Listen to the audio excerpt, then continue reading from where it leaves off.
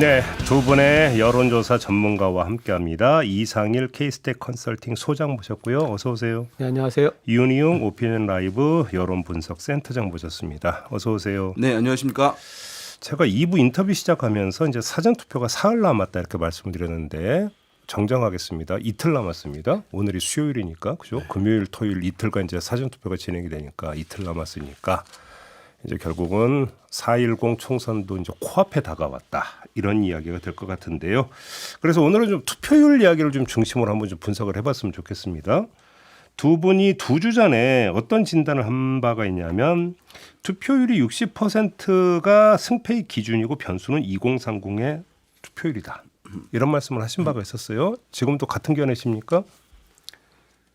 네. 네, 뭐 비슷한데요. 근데 이제 그 사이에 우리가 좀 투표율 관련해서 참고할 만한 조사가 하나 이제 발표가 됐죠. 네. 중앙선거관리위원회가 매 선거마다 선거 직전에 이제 유권자들 투표 의향을 조사해서 발표를 하는데요. 네.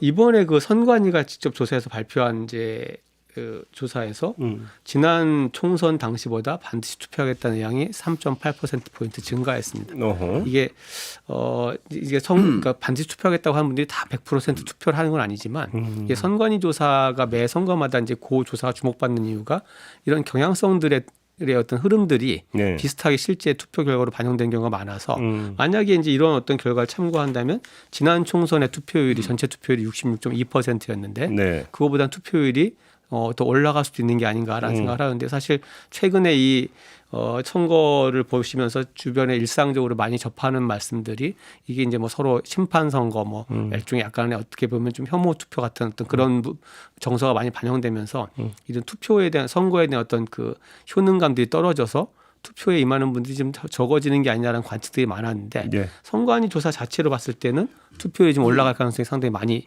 엿보인다 이렇게 좀 봐야 될 것 같습니다. 이 선관위 조사도 조사 개요를 전해드려야 되는 거죠. 그것은 그렇죠? 사실 선거조사라고 하면 이제 후보와 정당에 관한 지지를 물어봤을 때 선거조사라고 하는데 네. 이것은 이제 아무튼 투표 여부인데요. 선관위가 조사를 했는데 전화 면접 방식으로 조사를 했고요. 자세한 내용은 중앙선거 여론조사심의위원회 홈페이지를 참고하시라. 네. 이 말씀도 함께 드리겠습니다. 일단은 그 투표율 고저에 따른 이제 정당별 유불리 현상은 사실 여전히 유효하다고 볼 수가 있거든요. 그래서 높은데 투표율이 높았었는데 보수 정당 후보가 당선된 적이 대선에서 박근혜 후보 당선이 있었어요. 네. 그러나 이제 투표율이 낮았는데 진보 계열 정당이 승리한 사례는 없는 겁니다. 아. 그러니까 여전히 그 명제는 유효하다고 할 수 있겠고요. 사례를 보게 되면 60% 넘었던 이제 투표율 보였던 총선이 있었는데 2004년 총선이었고요. 네. 그다음에 2020년 총선이 있었는데 그때 진보 계열 정당이 뭐 승리를 했습니다. 과반 이상으로 승리를 했었고요. 지난 총선도 마찬가지였고.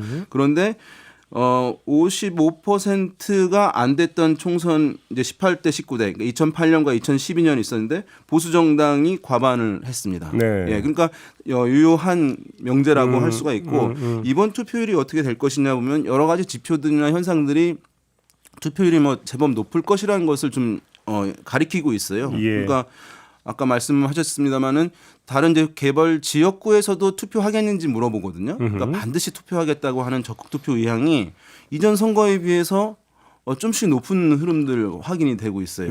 예. 그 다음에 우리가 지역 선거에서 출마 후보들이 많으면 투표율이 높아집니다. 아 그런가요? 왜냐하면 그 후보들이 선거운동 많이 하니까 투표 참여해 주세요. 그러니까 전국적 차원에서 좀 의미 있는 정당들이 많으면 또 투표율이 높아집니다.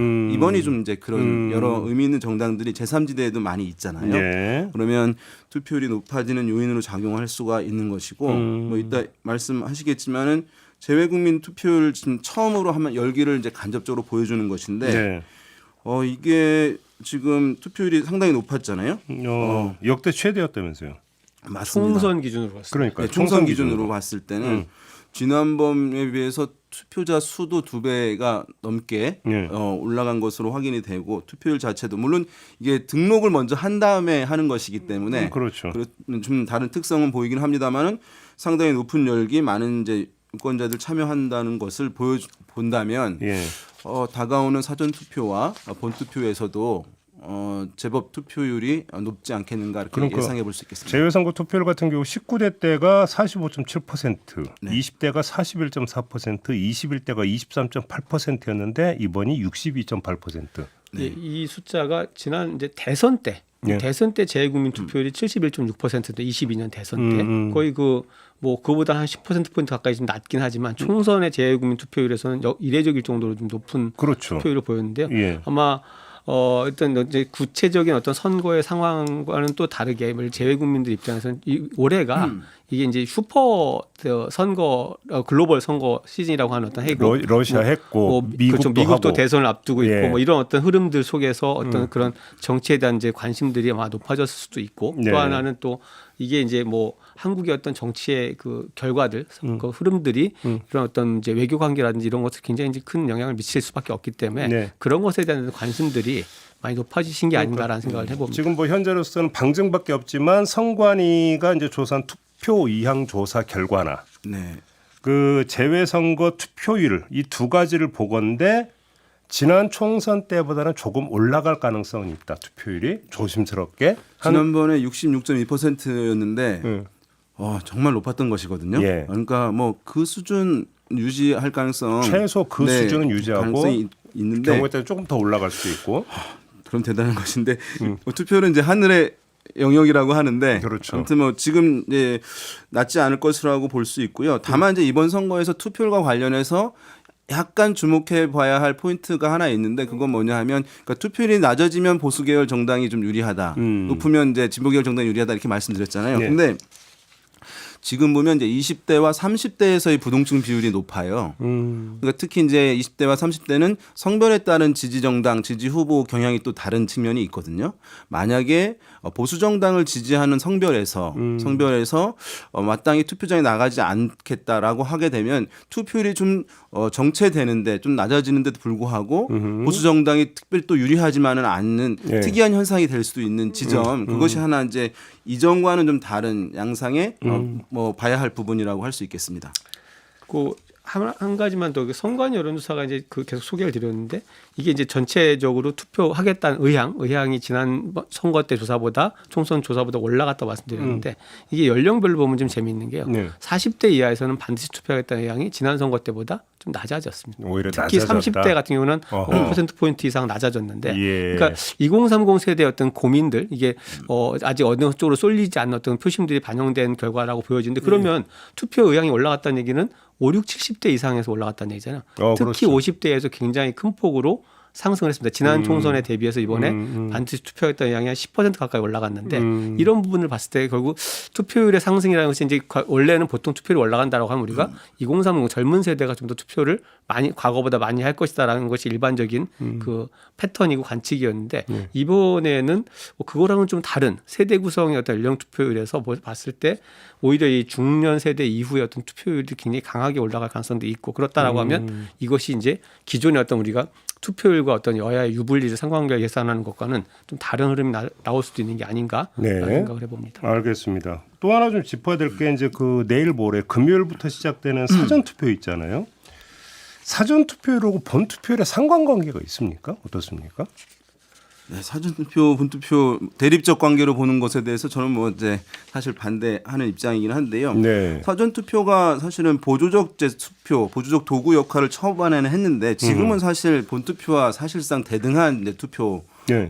수단이라고 할 수가 있어요. 당연히 이제 사전 투표율이 이제 전체 투표에 반영이 되니까 사전 투표율이 높아지면 전체 투표율도 높아지는 건 당연한 것인데 그것을 뭐 본 투표와 대비돼서 이제 볼 필요는 저는 없다고 이제 생각하기는 하는데요. 일단은 이제 보게 되면 사전 투표 활용률이 또는 뭐 이용률 비중이 상당히 높아지고 있습니다. 네. 뭐냐 하면 2016년 총선에서만 하더라도 이제 전체 투표율 그이 58%였는데 사전 투표는 이제 12% 간 넘겼거든요. 네. 그러니까 전체에서 한 20% 정도의 비중이었던 겁니다.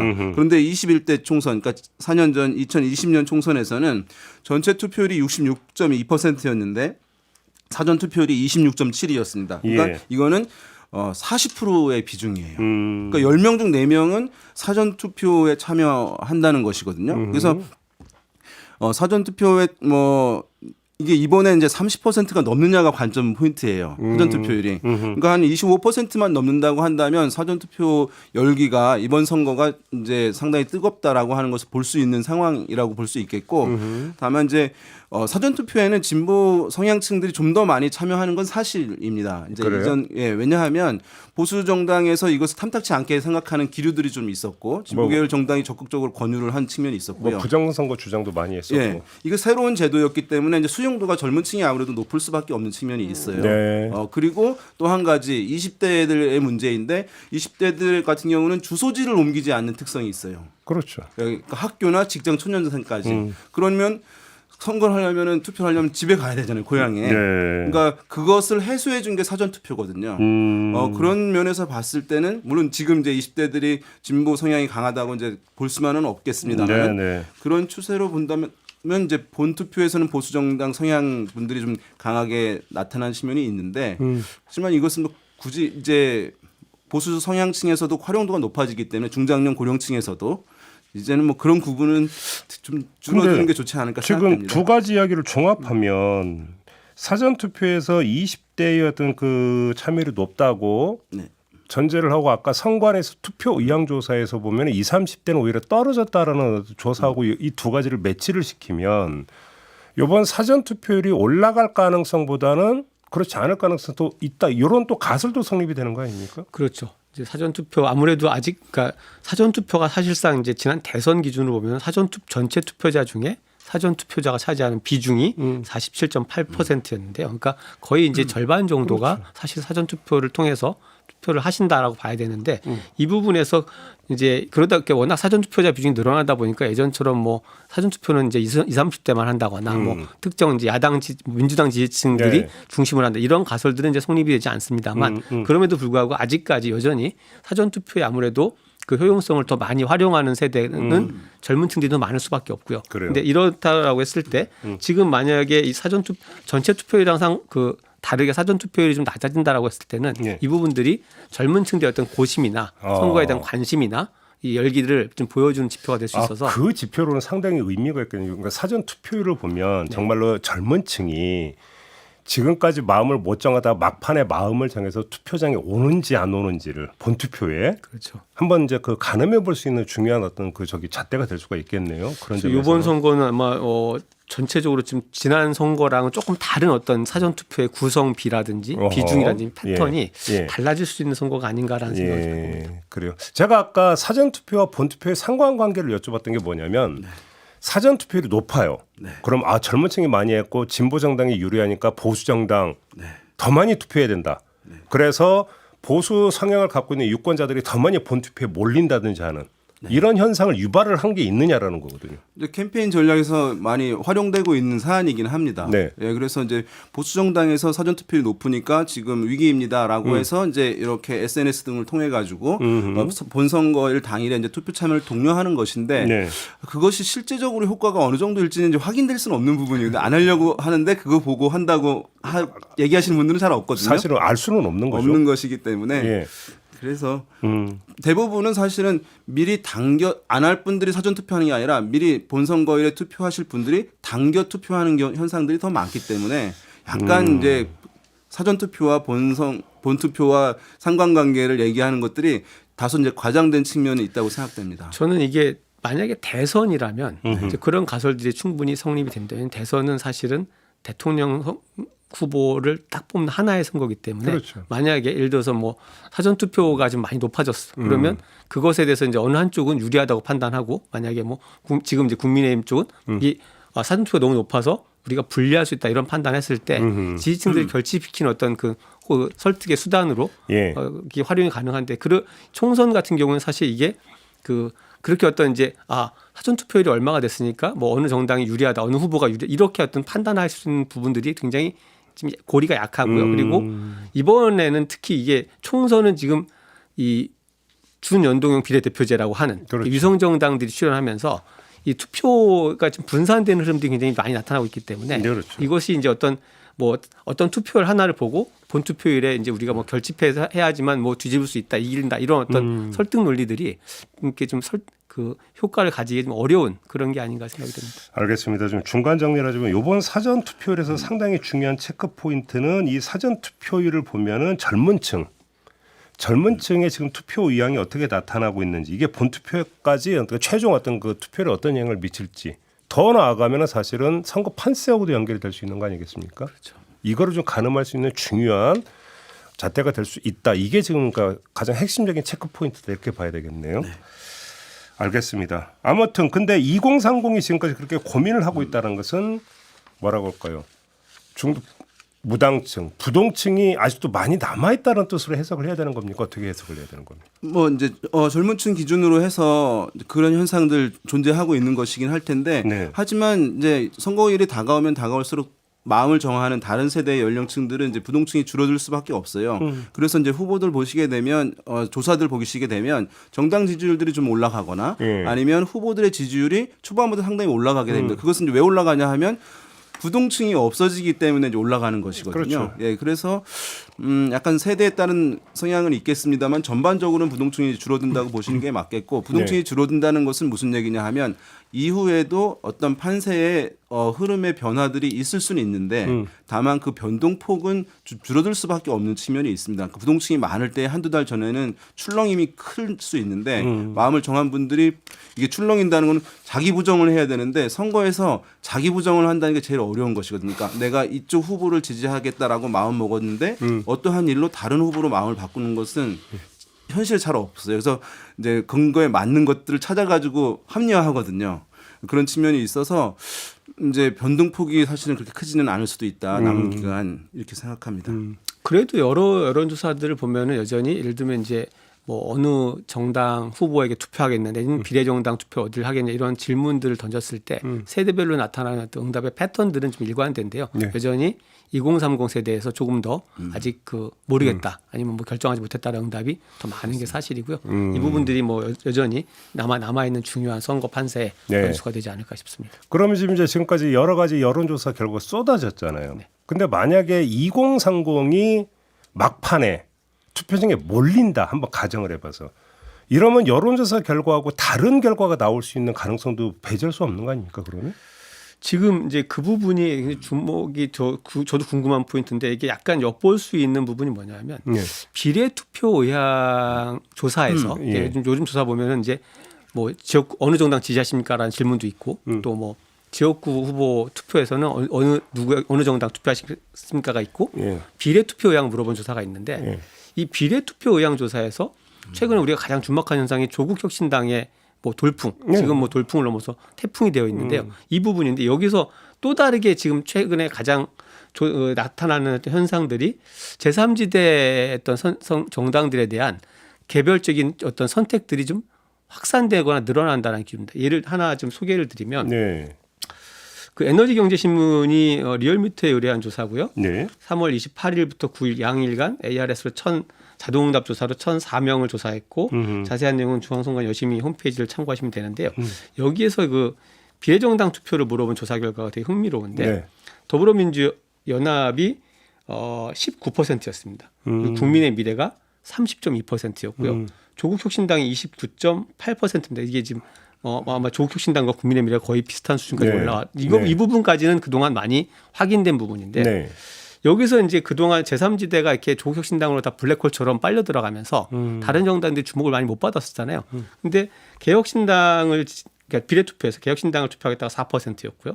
새로운 미래가 4.4%였고 또 하나가 자유통일당이 5%가 나왔습니다. 지금 만약에 이 리얼미터 조사를 가지고 그냥 단순 계산해서 우리가 비례 의석을 계산해 본다면 이런 개혁신당이나 자유통일당, 새로운 미래가 다 2석 내지는 그 이상의 어떤 의석들을 확보하게 되는데 여기서 보면은 이게 이제 이 비례 투표라는 것이 어떤 유성 정당들이나 어떤 비례 전문 정당들이 여러 개 생겨나면서 여기에 대해서 어떤 이제 지역구 투표나 이런 기본적인 총선 심판이랑은 다른 어떤 구도로 선거에 임하는 어떤 흐름들, 그러니까 좀 자유롭게 내가 원하는 좀 더 나한테 좀 잘 맞는 정당들을 선택하는 흐름들이 나타나는 게 아닌가. 그렇다라고 하면 그 마지막까지 어떤 그 예를 들면 이제 뭐 국민의힘, 그다음 민주당, 또 조국혁신당까지도 별로 이렇게 관심을 기울이거나 지지를 표하지 않던 2030 세대들이 여러 정당들이 흩어질 가능성이 있다.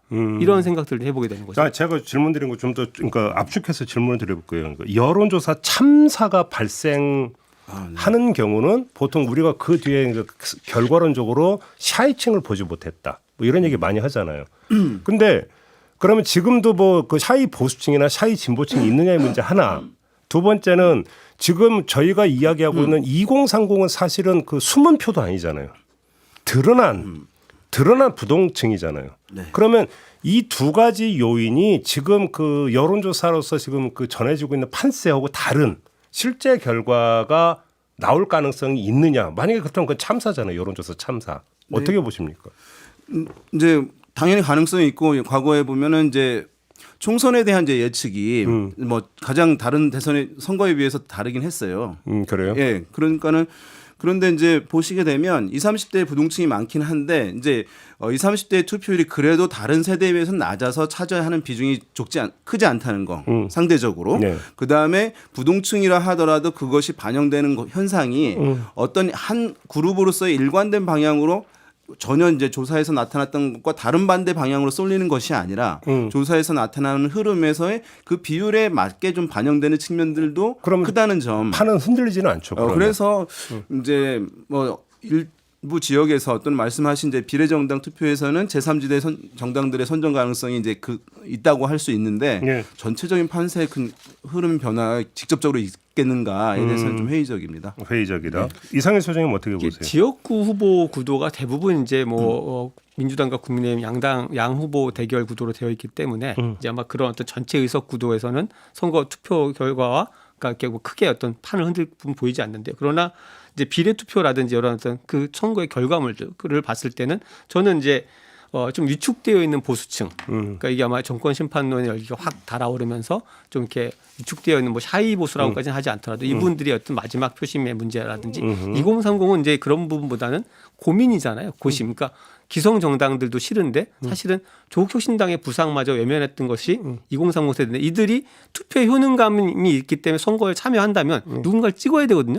여기서 어떤 그런 어떤 지금 보여지는 어떤 주류와 다른 선택들을 했을 때 우리가 뭐 의석수의 어떤 차이보다는 선거 결과의 내용 면에서는 상당히 다른 결과를 보일 수 있는 게 아닌가 알겠습니다. 생각을 합니다. 마무리해야 되는데 지금 한 분에게만 답변 기회를 드릴 수밖에 없을 것 같아요. 시간상. 내일부터 이제 여론조사 공표 금지 기간에 들어갑니다. 네. 근데 항상 가졌던 의문이 이걸 꼭 설정을 해야 됩니까? 금지를 해야 되는 겁니까? 사실 이제 외국 같은 경우 없거나 이제 하루 이틀 정도 우리가 선진국이라고 부르는 경우 한국에 이제 과도한 측면이 있는데요. 이것은 유권자를 바라보는 시각에 문제가 있는 것입니다. 왜냐하면 유권자들은 정보에 휘둘리는 존재라고 하는 인식이 깔려 있는 거예요. 그렇죠. 예, 주체적으로 판단을 하지 못하고 그래서 오히려 이제 이것을 깜깜이 기간을 만들므로 인해서 부정확한 정보가 SNS나 문자 등을 통해서 횡행하는 측면이 사실 있거든요. 그 틈을 노리고 카더라고 해가지고 오히려 예. 작업 들어가고 이런 경우도 있잖아요. 그래서 부정적 효과가 크고 유권자들을 이거는 이제 제대로 바라보지 못하고 하는 것이기 때문에 하루 빨리 개선돼야 할 사항이라고 할 수 있겠습니다. 개선을 해야 한다. 알겠습니다.